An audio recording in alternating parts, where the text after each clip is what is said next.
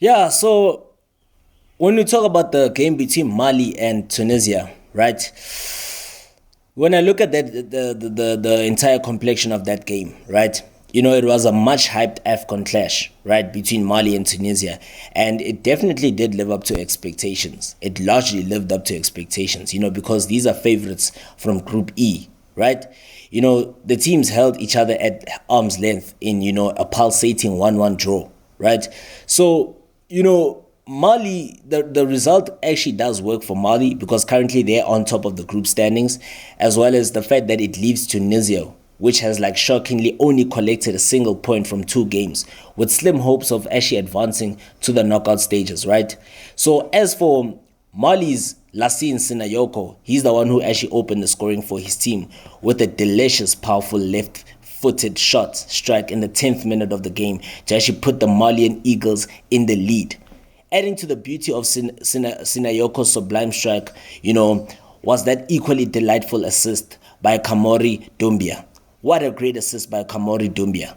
Brilliant assist, and if you look at Mali, it's so surprising that they've never ever won the African Cup of Nations. It's surprising because they play sublime football. The football that they play is so sublime. It's sublime. It's enterprising. It's so entertaining to say the least, man. I don't want to lie. And on top of that, for all, Mali's sense of purpose and efforts to dominate the game, Tunisia's elimination throated cut AH Eagles soon responded in, the kind of swagger, of Mali's goal by equalizing in the 20th minute. Indeed, the beautiful team effort that set up Hamza's Rafia's expertly taken equalizer put the Tunisian game in contention for the tournament's best goals. That perhaps might be, a serious nomination for goal of the tournament because that goal was so spectacular. I don't even know how to explain it. Although the first half ended in a tense draw, with both sides, putting up a staunch defenses and they had an equal share, the equal lion's share of possession.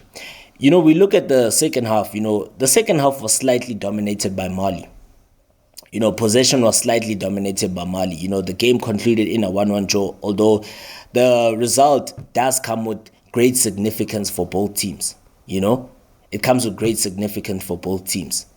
So, Mali now topped the group with 4 points, and perhaps they are now through to the knockout stages and will have to confirm its group standing or maintain its qualification in largely playable final group game against Namibia.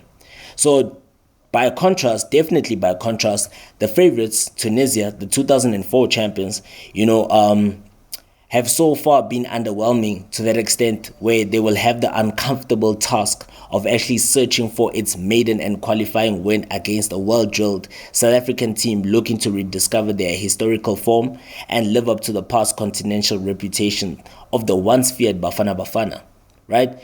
Therefore, that means that tomorrow's Southern African clash between Namibia and South Africa will be decisive for the last group showdown between the Cut H Eagles as well as Bafana Bafana. Right, so it's so interesting.